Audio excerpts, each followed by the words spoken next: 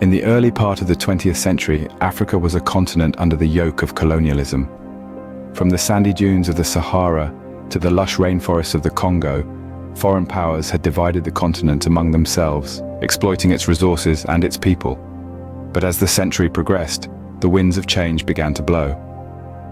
One by one, African nations began to rise, to assert their sovereignty and to claim their rightful place in the world. And at the helm of these nascent nations were leaders, visionaries, who would guide their people towards the dawn of a new era. Jomo Kenyatta, the first president of Kenya, was one such leader. Born in the early 1890s in British East Africa, Kenyatta served as a symbol of African nationalism and the struggle for independence. His vehement opposition to colonial rule saw him imprisoned by the British, but his spirit remained unquenched. Upon his release, Kenyatta led Kenya to independence in 1963, serving as its first president until his death in 1978. Then, there was Kwame Nkrumah, the first Prime Minister and President of Ghana. Born in the then Gold Coast in 1909, Nkrumah was an ardent advocate for Pan-Africanism and a stalwart foe of colonialism. His tireless efforts led to Ghana becoming the first African nation to gain independence from colonial rule in 1957. Nkrumah's vision of a united Africa continues to inspire Africans to this day. And who could forget Julius Nyerere, the founding father of Tanzania?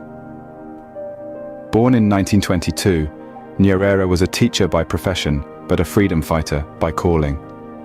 He played an instrumental role in leading Tanganyika to independence from British rule in 1961. As president, Nyerere implemented policies of African socialism and self-reliance, forever shaping the course of Tanzanian history. In this video, we've taken a journey through history, revisiting the struggles and triumphs of African independence. We've delved into the lives of Jomo Kenyatta, Kwame Nkrumah, and Julius Nyerere, leaders who, against all odds, led their nations to freedom. They were not just presidents, they were visionaries, revolutionaries, symbols of hope and liberation in a time of strife and subjugation.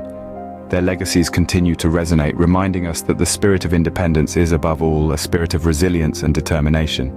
In the end, the story of African independence is not just about the breaking of chains. It's about the forging of nations and identities. It's about the emergence of leaders from the crucible of struggle. And most importantly, it's about the indomitable spirit of a people who refused to be defined by their past, but instead chose to shape their own future